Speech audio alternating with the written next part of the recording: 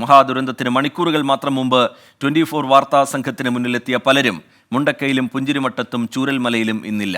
ഉരുൾപൊട്ടിയതിന്റെ തലേ ദിവസം 24നോട് പ്രതികരിച്ച പ്രശാന്തും മുണ്ടക്കയിലേക്കും പുഞ്ചിരിമട്ടത്തേക്കും 24 സംഘത്തെ കൊണ്ടുപോയ രമേശും തമ്മിൽ സംസാരിക്കുന്നത് 1 മാസം പിന്നിടുമ്പോഴാണ്.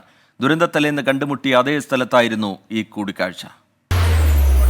സംസ്ഥാനത്ത് തന്നെ ഏറ്റവും അധികം മഴ പെയ്ത പ്രദേശം വയനാട് ജില്ലയിലാണ്. അത് ഒന്ന് പുത്തുമലയും മറ്റൊന്ന് കള്ളാടിയുമാണ്. അടുത്തടുത്തുള്ള പ്രദേശങ്ങളാണ് ഈ മേഖല എല്ലാം തന്നെ.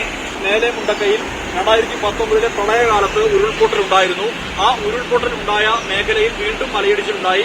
അതേ തുടർന്ന് ഈ പുഴ ചുവന്നൊഴുകുകയാണ്.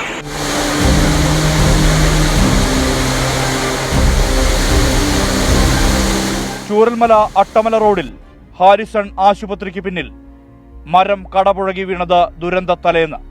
അന്ന് പാടിയിൽ നിന്ന് ഇറങ്ങി വന്ന CPI ലോക്കൽ സെക്രട്ടറി കൂടിയായ പ്രശാന്ത് പുഴയുടെ അസാധാരണമായ ഒഴുക്കിനെക്കുറിച്ചുള്ള ഭീതി പങ്കുവച്ചു.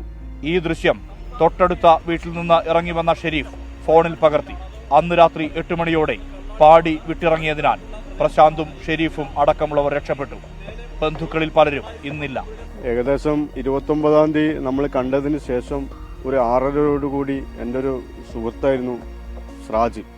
മുണ്ടക്കായിൽ നിന്നും വിളിച്ചു പറയാൻ എന്തോ മുണ്ടക്കായിൽ സംഭവിക്കുന്നുണ്ട്, പുഴയിലെല്ലാം വെള്ളം കൂടുന്നുണ്ട്, വളരെ കളറിലാണ് വെള്ളം വരുന്നത്, നോക്കണം, സൂക്ഷിക്കണം എന്ന് പറഞ്ഞു. ഞാനങ്ങനെ എൻ്റെ ഓഫീസിൽ ചൂരൽമല മേലെ ഇരിക്കുമ്പോൾ തന്നെ ആ വെള്ളം കവിഞ്ഞൊഴുകുന്നത് കണ്ടു. നേരെ ഓടി വീട്ടിലേക്ക് വരിക. വീട്ടിലേക്ക് വന്ന ഒരു 8 മണിയോടുകൂടി എൻ്റെ സുഹൃത്തായ ഏട്ടൻ വിളിച്ചു പറഞ്ഞു, ഇനി ഇവിടെ നിൽക്കരുത്, പെട്ടെന്ന് പാടിയിലുള്ള എല്ലാവരും ഏകദേശം അപ്പം തന്നെ ഒഴിഞ്ഞു മാറുകയാണ് ചെയ്തത്.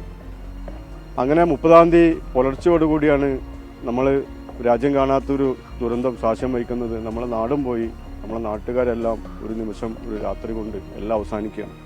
ഈ പള്ളിക്ക് മുന്നിൽ നിന്ന് മടങ്ങുമ്പോഴാണ് രമേഷിനെ ഞങ്ങൾ കണ്ടുമുട്ടുന്നത്. രമേഷ് തയ്യാറാക്കിയ ജീപ്പിലും 24 വാർത്താ സംഘം കാറിലുമായി മുണ്ടക്കയിലേക്കും പുഞ്ചിരിമട്ടത്തേക്കും യാത്ര ചെയ്തു. അന്ന് കണ്ടവരിൽ പലരും ഇന്നില്ല. ദുരന്തത്തിന് ശേഷം ചൂരൽമലപ്പുഴയിലെ ബെയിലി പാലം കടക്കാൻ രമേഷ് തയ്യാറായത് 1 മാസം പിന്നിടുന്ന ഇന്നാണ്.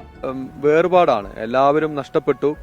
ഉള്ള ആളുകൾ പല സ്ഥലങ്ങളിലും സ്പ്രെഡായി താമസിക്കേണ്ട അവസ്ഥയാണ്. റെന്റിന് വീടെടുത്ത് ക്വാർട്ടേഴ്സുകളൊക്കെ എടുത്തിട്ട് അവിടെ താമസാക്കിയിട്ടുണ്ട്. എന്നെ സമയത്തോളം 1 മാസത്തോളമായിട്ട് നാടും വിട്ട് ഇപ്പൊ ഞാൻ ഫസ്റ്റ് ടൈമാണ് ഈ നാട്ടിലേക്ക് വരുന്നത്. കാരണം ഉരുൾപൊട്ടലിന് ശേഷം എനിക്കിതൊന്നും ഇവിടെ ഫേസ് ചെയ്യാൻ പറ്റുന്നില്ല.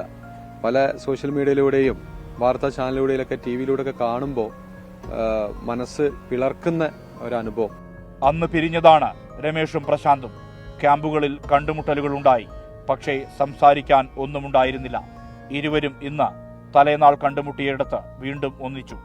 സങ്കടങ്ങളും പ്രതീക്ഷകളും പങ്കുവച്ചു. പുഞ്ചിരിമട്ടത്തെ, മുണ്ടക്കയിലെ, ചൂരൽമലയിലെ എൻ്റെ മനുഷ്യരെ, നിങ്ങൾക്ക് അതിജീവിക്കാൻ വേഗത്തിൽ കഴിയട്ടെ. അതുമാത്രമാണ് പ്രത്യാശ. മനു ദാമോദരനൊപ്പം സുർജിത് അയ്യപ്പത്ത്, 24 വയനാട്.